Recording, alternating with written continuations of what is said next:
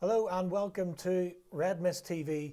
Jose Mourinho says that Manchester United are going to get off to a difficult start to the season if they don't sign Toby Alderweireld or at least another defender, or maybe even two, which is what he said originally.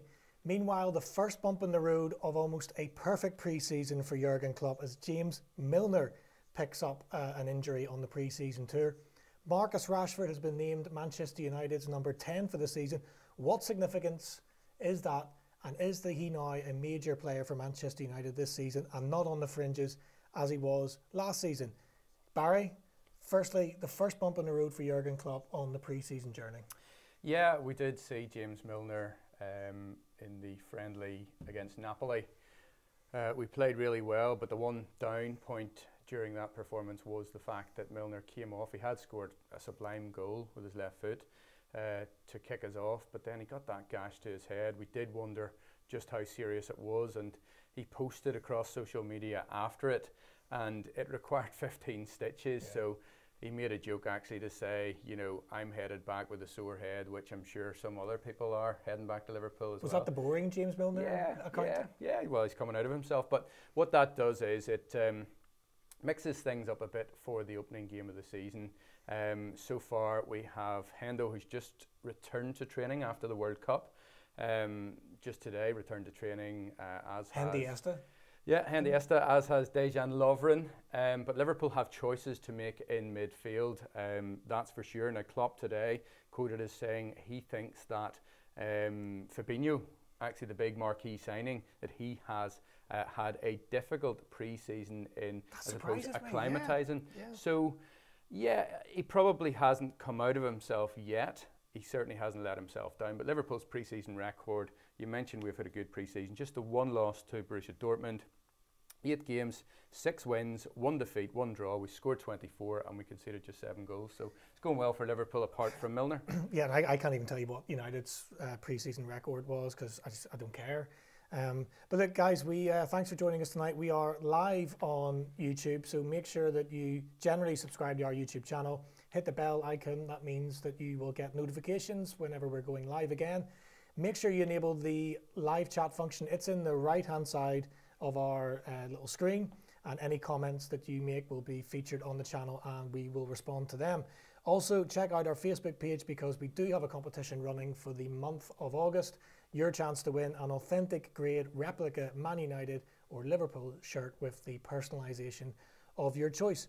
But some big stories coming out of United as well today, Baza. The first one is the continuing theme of Jose's negativity, this kind of grey cloud following Jose along the way. Quoted as saying today that we're in for a difficult start to the season if we don't sign Toby Alderweireld. I'm sure that's who he's referring to, or at least that the squad has improved in some way. Pretty worrying stuff. And I don't even remember Louis van Gaal or David Moyes saying things like we're in for a difficult season. It's almost like a bit of a mad trolley dash now for Jose to get deals done. And the other thing that's worrying from a United standpoint, a fan standpoint, is that he keeps referring to Woodward and the board as I gave the board five names. Yeah. They've come back with one. Massive disconnect between the club and the manager. Very much so. I mean, we've got the window closes in 3 days. Manchester United have brought in Fred, they've brought in Lee Grant, and they've brought in Diogo Dalot. We haven't seen him yet. Where's he? You have no idea. What's he doing? But all in all, Manchester United fans, I think you should be worried because, number one, because of the disconnect between the manager and the board. But secondly, and more importantly, it's their inability to get these deals over the line. We've had talk of Harry Maguire, Alderweireld, Boateng today, just one after the other after the other. Yeah. And yet United, yes, they're linked with loads of people. So far, they haven't been able to translate that into signings. And look, some of that's not the mass speculation is to do with social media, fake news, call it what you will. There are so many players linked with Manchester United, and where that started, because there was always speculation when Ferguson was the manager, and social media was only really hitting that kind of nuclear level whenever he retired. But generally, when United were linked with players, it was in a targeted way, and Ferguson generally got the deal done over the line, or there was some major reason why it imploded at the end. I mean, the classic one for me is Van Nistelrooy. Everyone knew that he was going to sign for Manchester United, picked up the knee injury, tried to demonstrate on that video that he was fit, and then ruptured his ligament, out for another year, but the club stood by him. But whenever the whole thing went kind of boogaloo was Wesley Sneijder. If you remember, that was a saga that just seemed to never end. On and on and on. On and on and on.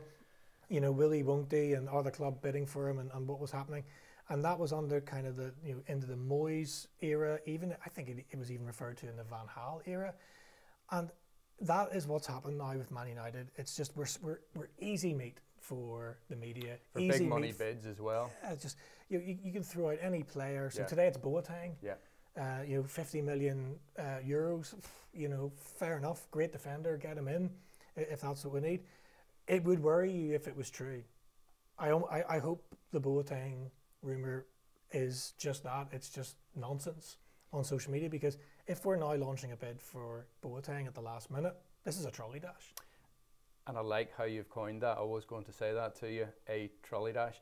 Let's face it, United, no matter who they bring in now, they are going to have game time along with their teammates, and they're not going to have that time to at least land at the club, to be set up in a new home, and to actually get used to the other personalities at the club, you know, how the team is going to play the vision for the season. So Man United, whether that's through design, whether it's through the fact the World Cup was during the summer, they look as if they've been caught on the hop. And that is startling. That is absolutely startling. You know, because all these other board members and employees of the club, I mean, they don't take the summer off like the players do. No.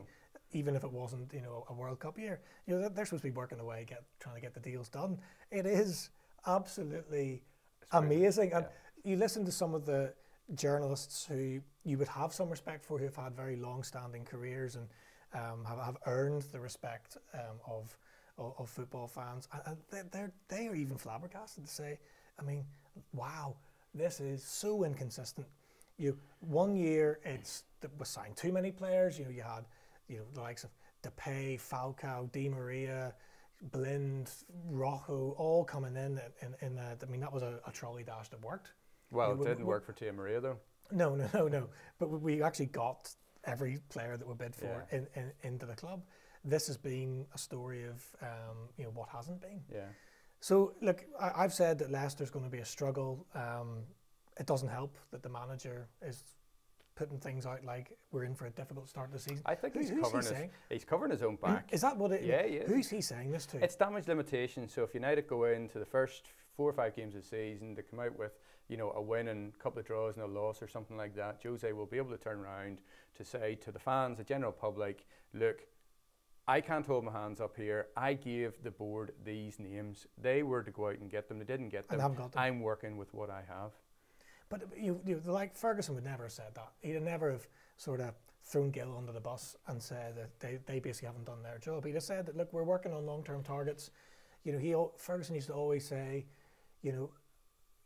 it's not just whether he appears to be a good player. Yeah. It's whether he fits the Man United mold, whether he fits my sort of mentality, my psychological profile. So he used to say these things take time, and would love to sign this player. Now it's the way Jose frames it all. But is he plotting his next move? Is that what he's doing? Is he making the enigma that is Jose Mourinho attractive, despite how he goes out at Old Trafford? Is this the start of that already? I don't know. I mean, because you could see it from a couple of different angles that he's lining up his excuses. Yeah. Is he trying to get sacked? I mean, this is a pretty good way to get yourself sacked. Is just to completely, throw your employers under the bus and criticize them publicly, suggesting that, well, I did my bit. But precisely.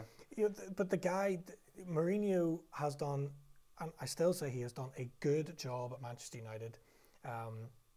Not excellent, not amazing. He has done a good job at Manchester United. Were slightly on the depressing side, you watch Manchester City play Chelsea. And they wiped the floor with them. Could have been any score really. Chelsea very poor, but Manchester City excellent. The free-flowing football, that they would try to play that style of football against anyone, whether it's who we're going to have this season, Huddersfield at home or Real Madrid away. They're going to play that way, and it is very good to watch. And it is like those two managers have just gone in totally different directions in their careers. You know. Yeah, totally agree. Let's touch on Manchester United's performance last night against Bayern Munich. How did that go? I mean, yeah, we all watched it. You know, I could have made this the theme of the show, and I know a lot of the other fan channels out there, and a lot of reporters and fans have sort of said boring Jose. To me, we'll save that for Leicester. If it's a boring, dull, flat performance against Leicester, okay, we're going to talk about that. I think the pre-season thing, that the players must be totally knackered. You know, you're flying from you're doing a whistle-stop tour of America. You're flying back. You barely get home. You're into Germany. You're playing another match against a very, very good team. Who I thought Bayern Munich played really well, as if they were taking it really seriously. No standout performers for Manchester United. Bad goal to concede, caught underneath the ball in the penalty area again, which has been a bit of a theme of pre-season. Possession stats would worry me for Manchester United again. It was 70-30. They would worry you if they were trying to keep the ball, which we have done for the last couple of years. If we're having a change of tact that it's going to be possession with a purpose, then I'm delighted to see 70%. You know, because you would expect Bayern Munich at home to have more of the ball. If we were trying to keep the ball, then as a deliberate strategy, then it's a bit worrying. I don't know. To me, this is just the players just look totally distracted by it. It's kind of a fitness thing, and that's really the benefit of pre-season, game time and fitness. But really, they look a bit fed up. I mean, Juan Mata. I mean, I'm very critical of the guy on the field. Big fan of him off the field as a guy. Stuck out in that right wing again. Like, he must dread every time he sees his name. You're going to play wide right in a 4-3-3 because he's no pace, he's no height, he's no strength. He's the reverse of what a right winger should look like.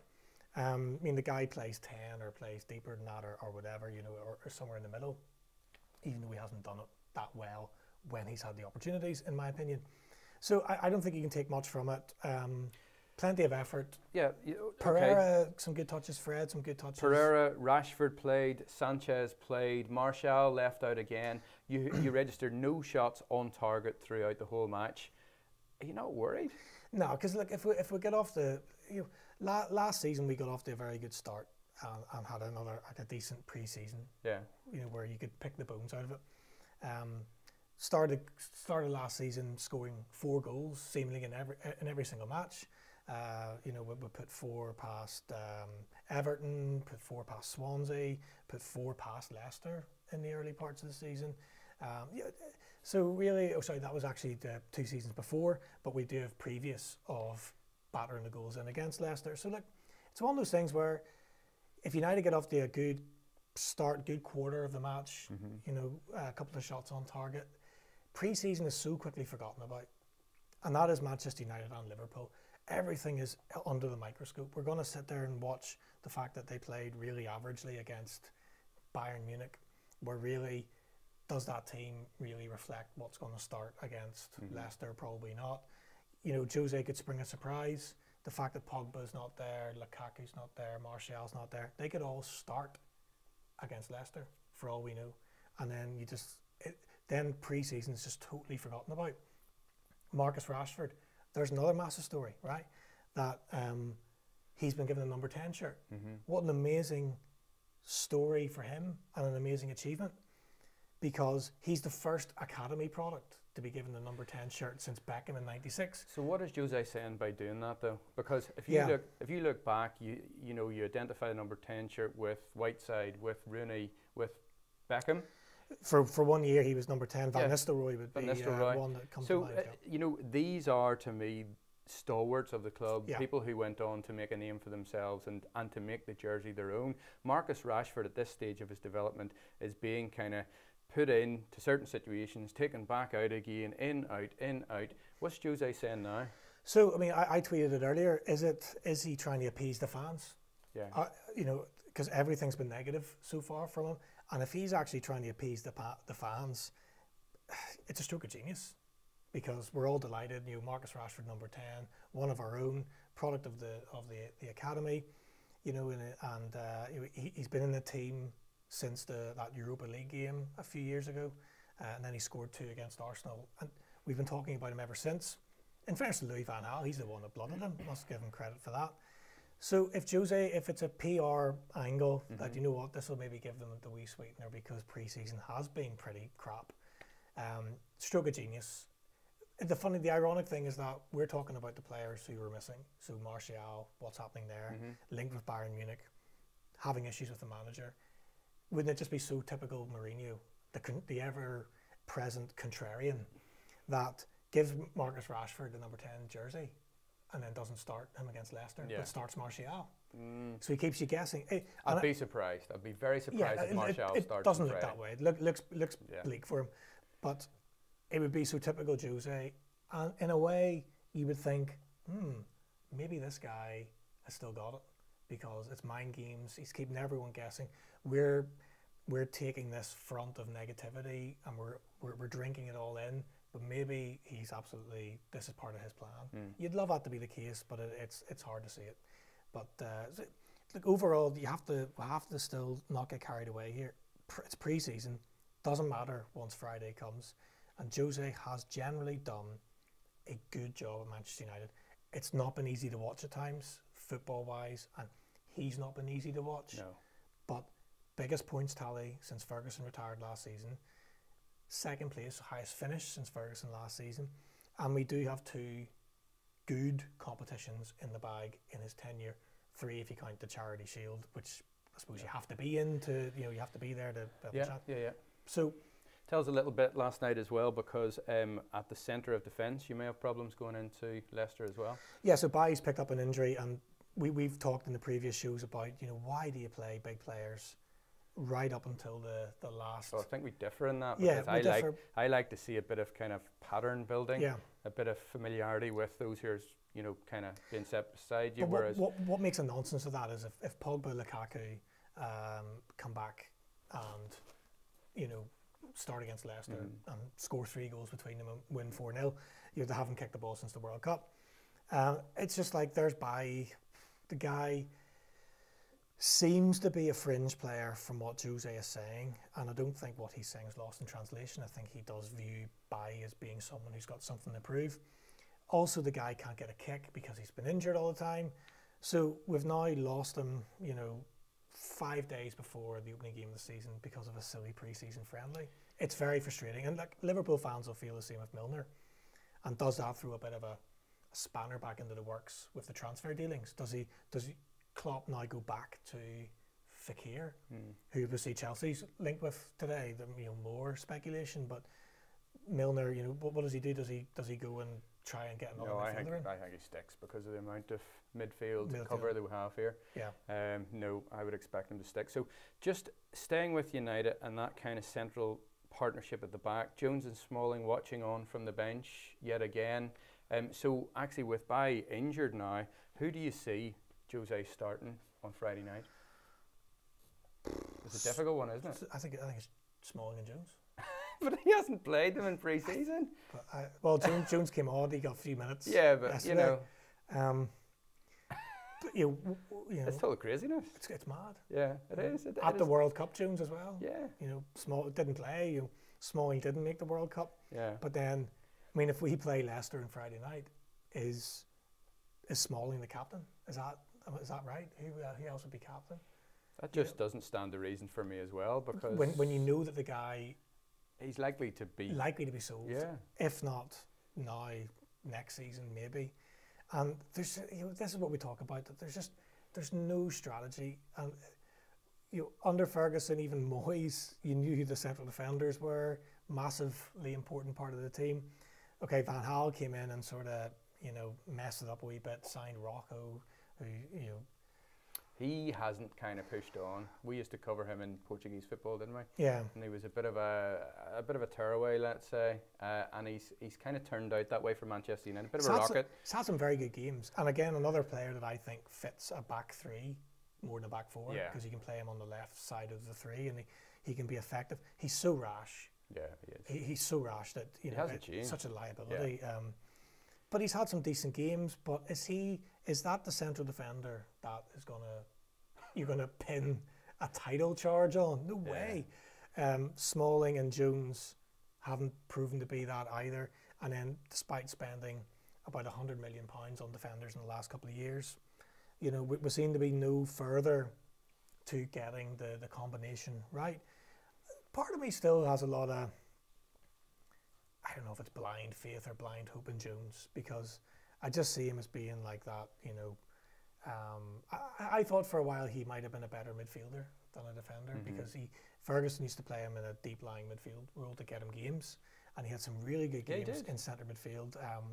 You know, with two more attacking players or more forward-thinking players like Carrick and whoever in front of him, I thought he was really good at times, Phil Jones, and he obviously saw the journey back for him to be a central defender, but he's so rash as well at times.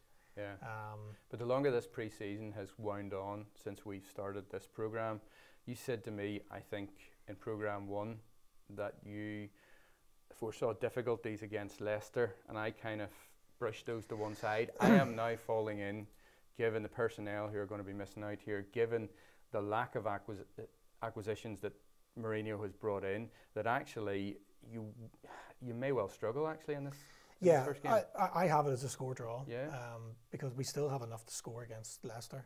I suppose that they've managed to keep the players that we've spoken about over the last couple of weeks. You know, Maguire looks like he's staying. Yeah. He's bound to play against Man United. Ndidi, you know, Vardy's going to come back. Evans. They're just a handy outfit. Yeah, Leicester. You know, I see them being 6th or 7th this season again, having another very solid return. So I think it's going to be a struggle. It's funny if all this media coverage wasn't there, and I suppose we, in our tiny little way, are part of it. If this voice of negativity wasn't being peddled in this sort of atmosphere of negativity, even if we went with this sort of changed team that we're going to have against Leicester, slightly weakened team, I still think we would beat Leicester. But this air of negativity, it's infectious. It's contagious. Yeah. And everything about Man United, if you listen to all the fan channels, all the journalists, all the whatever, you know, we're all reveling it. We're guilty of it as well. And that's what's created or compounded. We love it as Liverpool fans as well. Absolutely. So, and we are talking more. The bad thing is that this is a shared channel, right? We are talking more about Man United and Liverpool, but unfortunately, that's where the stories are at the minute. Because Liverpool seem to have got their house in order. Sorted. Klopp has this sorted for the most part. No, you can't. We don't know what's going to happen when the season kicks off and whether these players prove to be right. But Klopp has identified targets. He has got all his targets in. Bar Fekir. But I mean, you know, was he? I wonder how he weighs up against Fabinho and Keita. Yeah. If Klopp knew that he was getting Fabinho and Keita, who was signed 12 months ago, would he still pursue Fekir? What we don't know is where Shaqiri fits in that, because if Shaqiri was a backup to the Fekir signing, then the Fekir thing is done and Klopp's delighted. Yeah, because from what we've seen from Shaqiri in the pre-season, he's been absolutely outstanding when he's come on. And actually, Liverpool fans over the last couple of days having a go at the Nevilles, who said Shaqiri was a lazy so-and-so. Now, who's overweight as well. We've talked about his weight. Lazy so-and-so.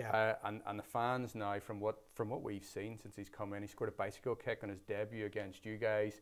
His work rate has been absolutely amazing. But he was lazy. I mean, he might have been, but you know what? He might be energised now and say, look, I've got all these big name marquee players around me. I'm going to have to do something over and above to get in this team. And if that's what it takes to ignite his fire, Klopp's the guy. So be it. Klopp is the guy for him. And you know what? Somebody somewhere in this world might look through what we've talked about previously in shows, and we have both said he has been lazy. He has been overweight. He looks like a cube, and he looks immobile. But Klopp is the guy. You can't doubt the guy's talent. And Klopp, if there's any manager out there that's going to get a tune out of him, it's Klopp. Yeah. And you know what? Someone one day will look back and go, actually, those two guys had an idea. They must know what they're talking about. Well, I don't know about that. This is me and you were talking about. Yeah. Because we've said that all of a sudden the guy, he was like a man possessed in the last pre-season match. came on, looked very effective against Napoli. Napoli, yeah, in Dublin. And Klopp today is saying that there are going to be changes to the Torino match tomorrow. Yeah, so we're going to be covering the Torino game tomorrow. I think it's is it a 7 o'clock? Half seven kickoff. We're going to start the programme at 7 and do a preview, a clip at halftime, and then a bit of reaction afterwards. But Klopp saying quite clearly today, those who started in the game against Napoli are more likely to be rested, so he's bringing back some of the others who haven't yet featured as much. So that could well be. It might still be a bit too early for Hendo and Lovren, but certainly some of the other fringe players. Yeah. And it, he's still got a decision to make. Does he then retain Alisson? I surmised the other day when we watched Alisson's performance, and again, I pull no punches. If I see somebody not playing well for Liverpool, I don't dress it up. And I said to you, the spotlight will be on him after that game. I said he was a 5 out of 10 guy.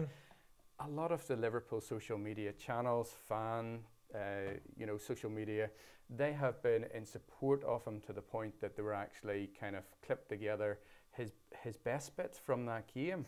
Now for me, is this rose-tinted glasses for people who want to see, a goalkeeper land and do well? He certainly, from a lifelong Liverpool fan's perspective, for me, I think it was a very nervous debut. So actually, if I was Klopp tomorrow, I would keep him in. Yeah, because he's got another opportunity, another shot to nothing to get a good game under his belt. He can lose nothing from the Torino match, but gain everything. And again, once Sunday comes and it's the first Premier League game for Liverpool, it's all forgotten about. It's all about how he does under the microscope of the Premier League. This intense scrutiny, a bit like the Jose negativity. The goalkeeper jersey at Liverpool has become a story. It's a story that that Karius couldn't fill, Mignolet couldn't fill. It's forever been. If you look down through the Premier League years, when have Liverpool actually had it sorted? Pepe Reina. Yeah, and then he went through a bleak period as well. Yeah. So Jersey Dudek, 2005, you can't take that away from him.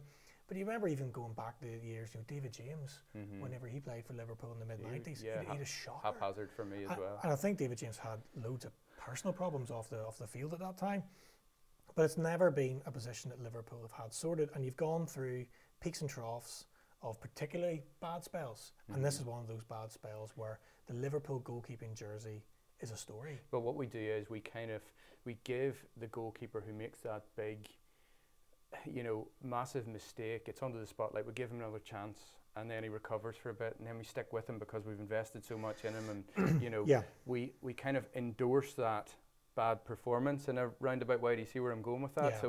Without doing anything about it. Now they've tried to in this window, they've gone all out, they've brought in the Brazilian #1.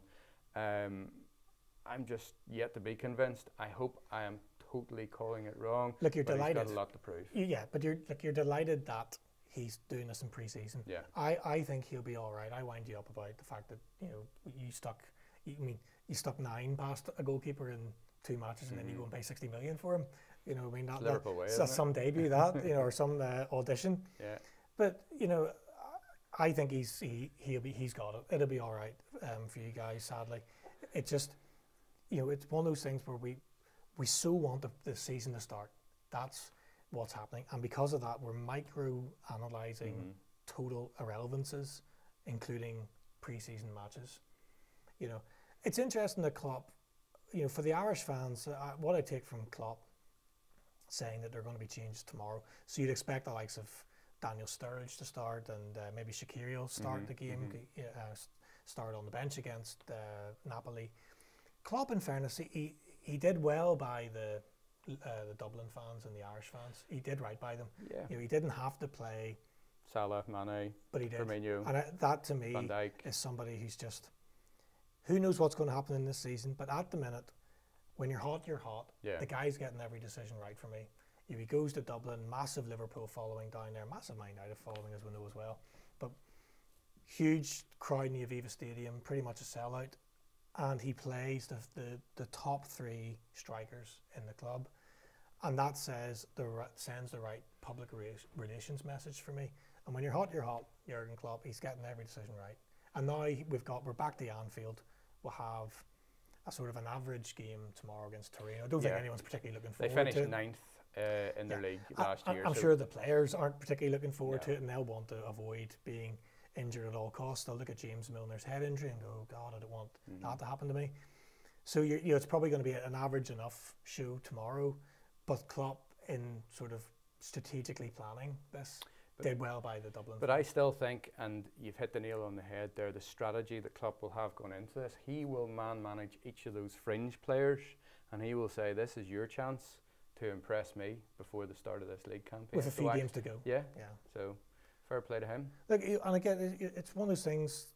This pre-season's been all about the speculation, the transfer speculation, and the uncertainty of the messages that are being fed from particularly Man United. But it all doesn't matter now. The season starts on Friday for Manchester United, Sunday lunchtime for Liverpool. I think the season's fully back now. What's not to love, eh? So look, we are going to be back tomorrow for a bit of a preview of the Torino match. So we'll be online when are we going to be online? 7 o'clock. 7 o'clock. Taking all your comments. Make sure that you follow us on YouTube. We're going to post this video on Facebook once it's recorded and up and streamed. So any comments that come on the Facebook channel, we will feature them tomorrow. Tell us what you think. Tell us, is it Jurgen Klopp? Is he getting all the decisions right at the minute? Is Jose Mourinho getting all the decisions wrong as we head into the Premier League season? Also, if you have video reviews or video blogs that you want to send us, anything at all with regards to interaction, we will feature on the show. And as we go into the season, more competitions and giveaway draws will come with our top comments. And just a reminder then about that authentic either Liverpool or Manchester United top. All you have to do is to go to our Facebook page, hit like, and I must say a big thank you to Joe today from the LFC Fan Zone online. Absolutely. Joe, you've promoted that for us, and if you could get on there, enter it. It's free to enter. Just give us the name of the player that you want on the back and the number. Maybe you don't want the name and a number. But there you go. Go on there and enter. We'll be back tomorrow evening for Liverpool against Torino.